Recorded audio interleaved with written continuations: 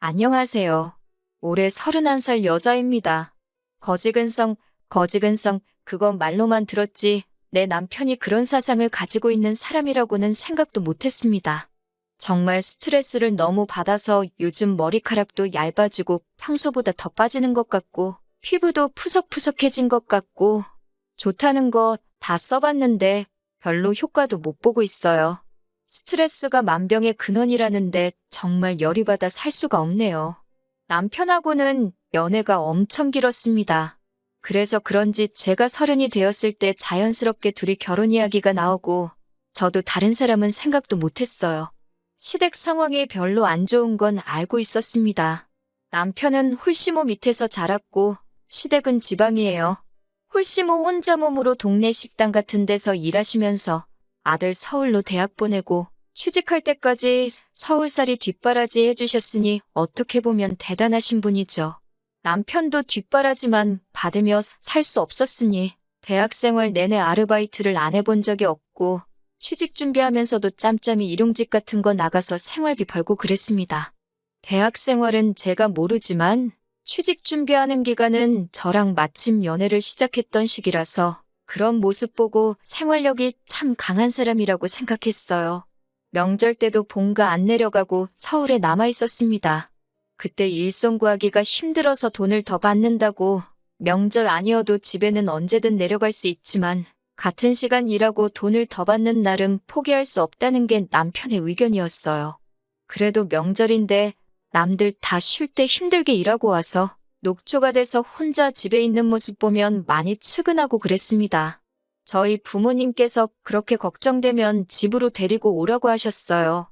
명절에 혼자 지내는 것보다 명절 음식 먹으면서 분위기도 내고 그러면 얼마나 좋냐고요.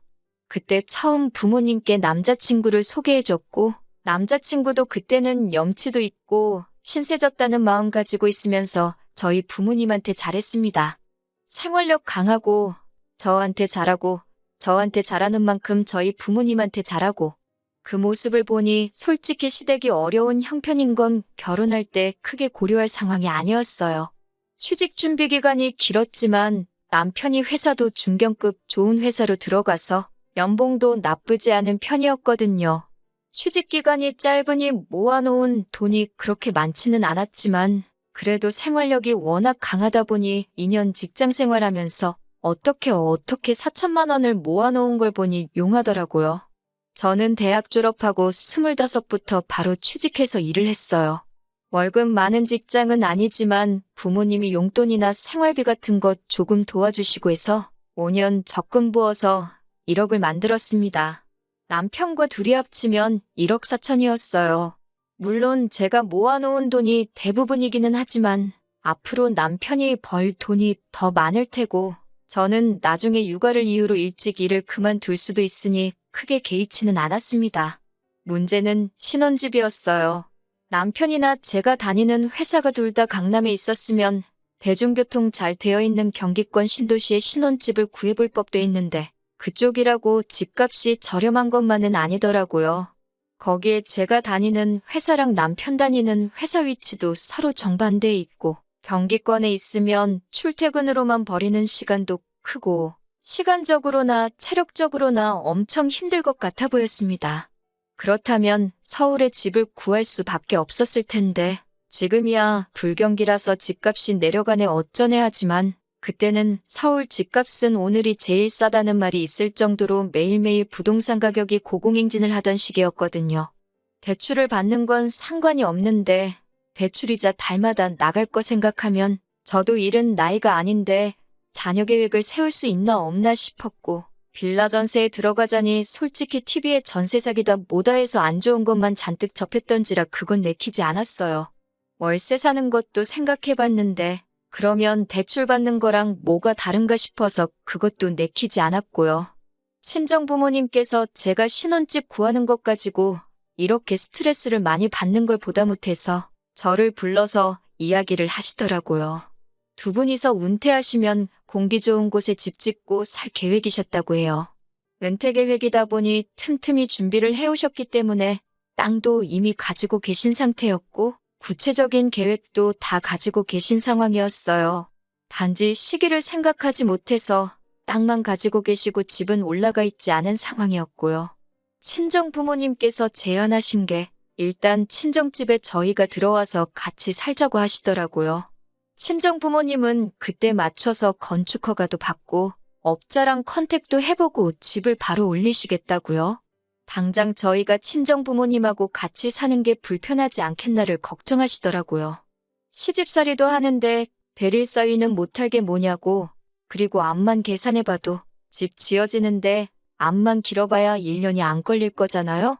구축 아파트라고 해도 서울에 집이 생기는데, 그리고 남도 아니고 저한테는 부모님, 남편한테는 장인 장모님 한 가족인데 그거 불편한 거 감수 못하겠다고 할 문제도 아니었어요. 물론 부모님 집이 완공될 때까지 월세 사는 방법도 있는데 그 기간이 몇 년 걸릴 것도 아니고 문제 없다고 했습니다. 남편한테 신혼집 문제를 이렇게 하게 되겠다 이야기를 했는데 당연히 좋아하더라고요.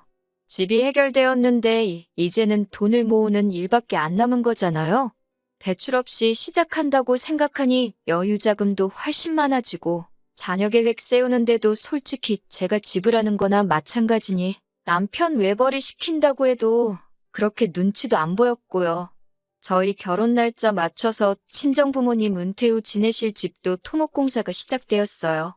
그래도 은퇴 후 보낼 집인데 업체 선정하는데도 조금 꼼꼼하게 준비하느라 시간이 걸렸습니다. 그리고 공사가 시작되면서 저는 친정 부모님한테 집을 증여받았고요. 제가 모아놓은 돈으로 증여세 다 냈고 명의는 제 이름으로 했습니다. 그런데 남편이 그 사실을 가지고 펄쩍 뛰더라고요. 결혼하기로 했는데 명의를 왜 공동명의로 하지 않았느냐고요. 그 부분에 대해서는 솔직히 남편이 서운해할 수 있는 부분이라고 생각은 했습니다. 그런데 아무리 생각해봐도 공동명의를 곧바로 하는 건 아니라고 생각했어요. 신혼집이 친정 부모님이 사시던 집을 증여받은 것이고 증여세 또한 제가 여태껏 모아놓은 돈으로 다 해결을 했으니 일단은 제 명의로 해놓는 게 맞다고 생각했습니다.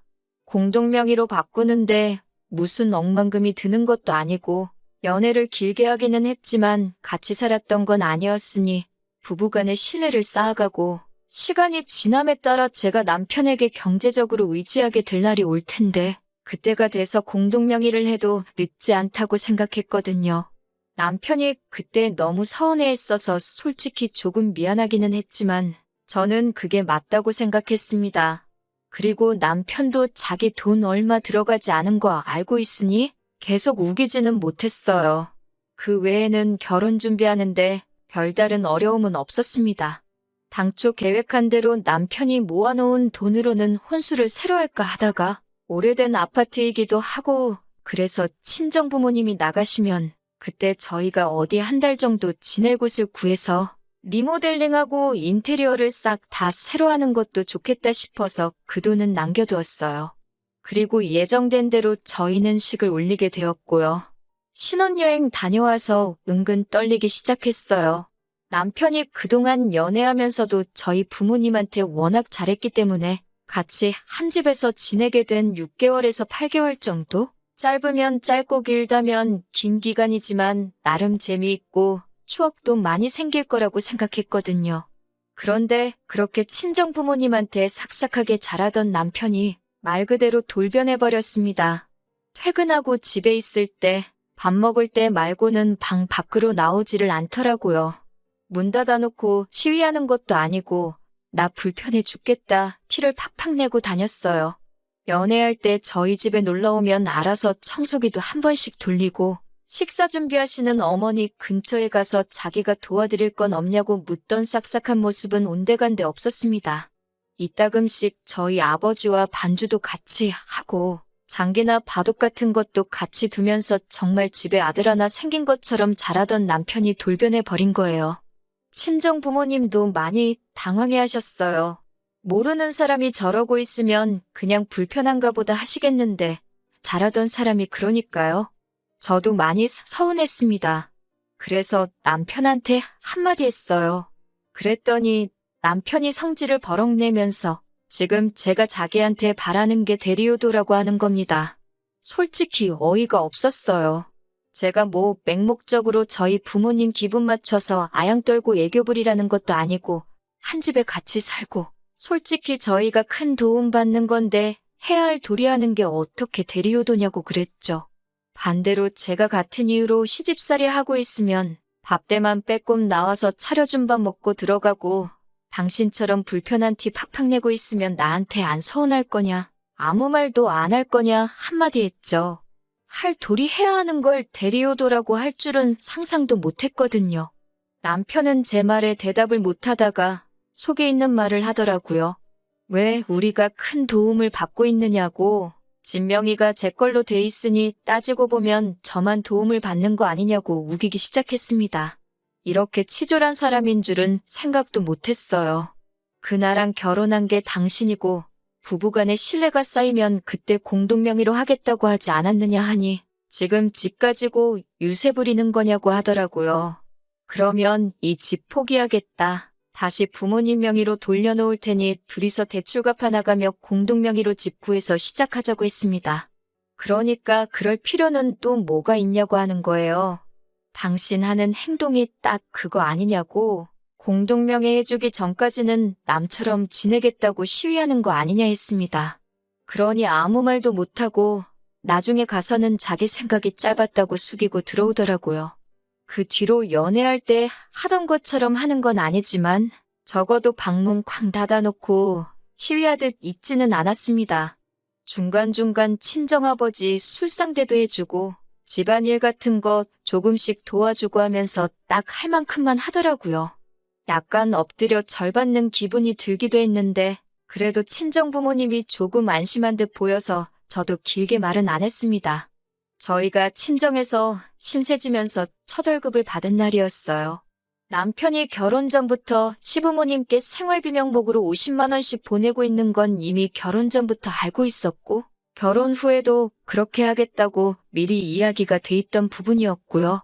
그런데 남편이 난데없이 100만 원을 보내드려야겠다고 하는 거예요.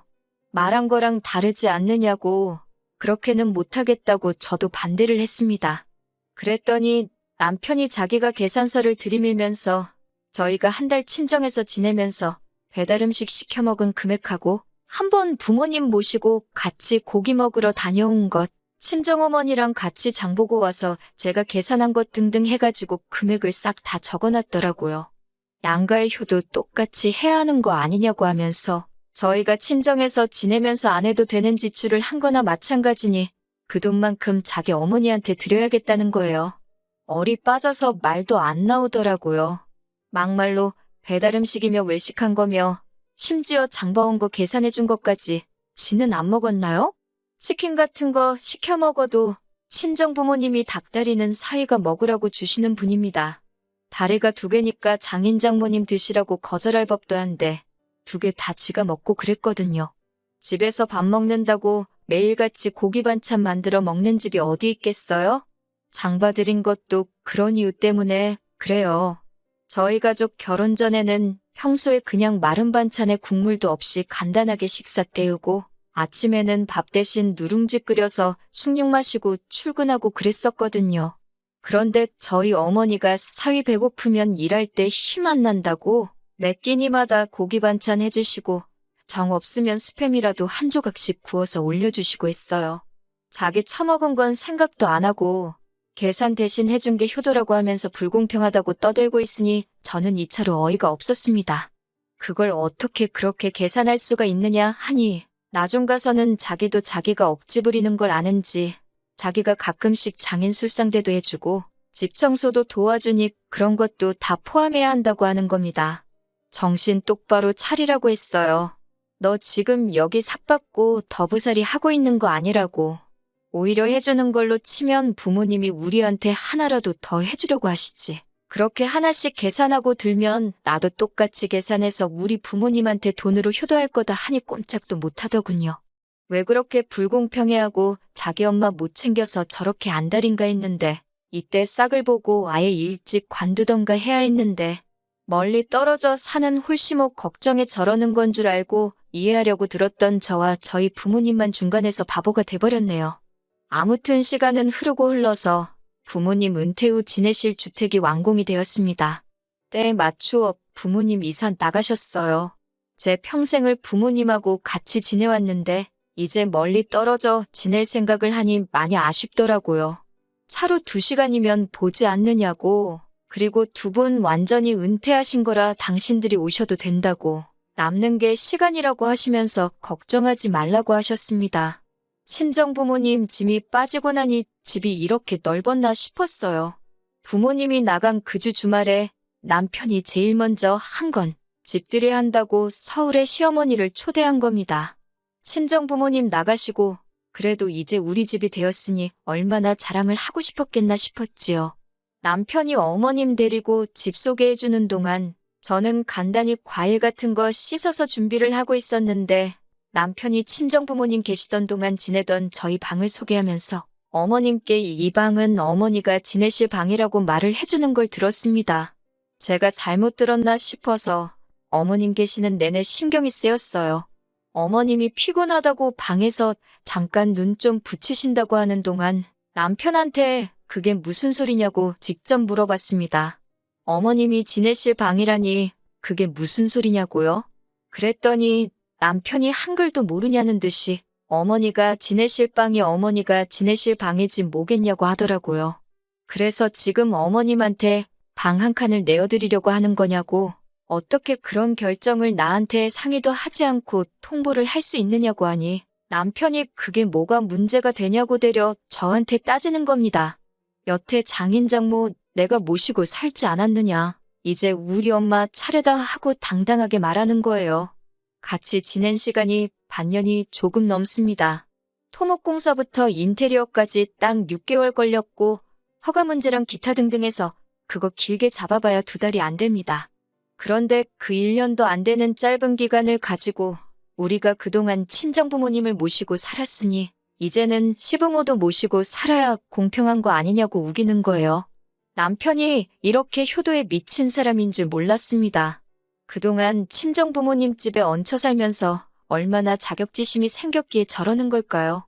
벌써 시어머니 와 계신 지도 일주일째인데 어머님도 그냥 여기서 눌러 살기로 정하신 건지 언제 갈 건지는 말씀도 안 하시고 우리 아들 덕분에 서울 생활도 다 해본다 하면서 좋아하시고요.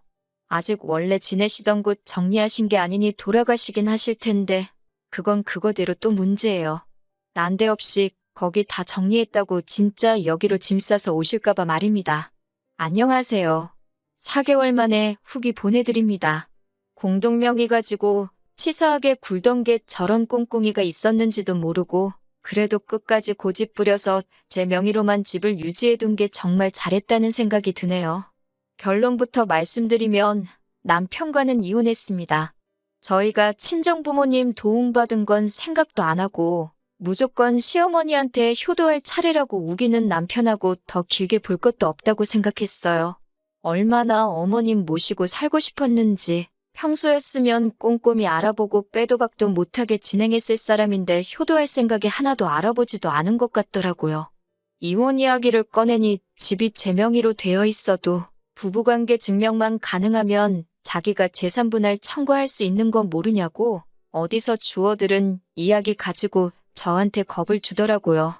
애초에 이 집이 제 명의로 되어 있는 게 결혼 전에 증여받은 거는 염두에 두지도 않고 저러고 있던 거예요.